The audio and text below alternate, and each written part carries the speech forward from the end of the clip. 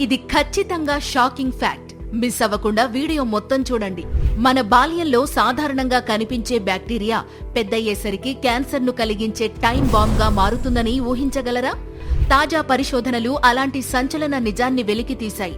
ఒకప్పుడు colorectal cancer అంటే పెద్ద ప్రేగు క్యాన్సర్ 50 ఏళ్ల తరువాత వచ్చే వ్యాధి. కానీ ఇప్పుడు 30-40 వయస్సులోనే కనిపిస్తోంది. కారణం ఏమిటని చూస్తే కాలిఫోర్నియా పరిశోధకులు తెలిపిన ప్రకారం చిన్నపిల్లల్లో ప్రవేశించిన కొన్ని జాతులైన ఈకోలి బ్యాక్టీరియా తయారు చేసిన కొలిబాక్టిన్ అనే పదార్థం వారి డిఎన్ఏను డ్యామేజ్ చేస్తూ క్యాన్సర్కు బీజం వేస్తున్నాయి. ఇది డిఎన్ఏను ఒక టైం బాంబ్లా చేస్తుందని తెలుపుతున్నారు.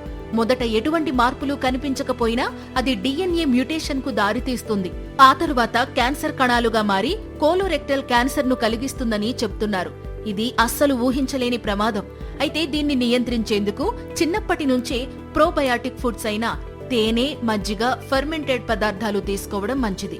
మీ పిల్లల శరీరంలోనే క్యాన్సర్ అనే టైం బాంబ్ లేకుండా మంచి ఆహారంతో కాపాడుకుందాం. మరి మీరు మీ పిల్లలకు ఏ ఆహారం ఇస్తున్నారో కామెంట్లో చెప్పండి. వీడియో నచ్చితే లైక్, షేర్ చేయండి.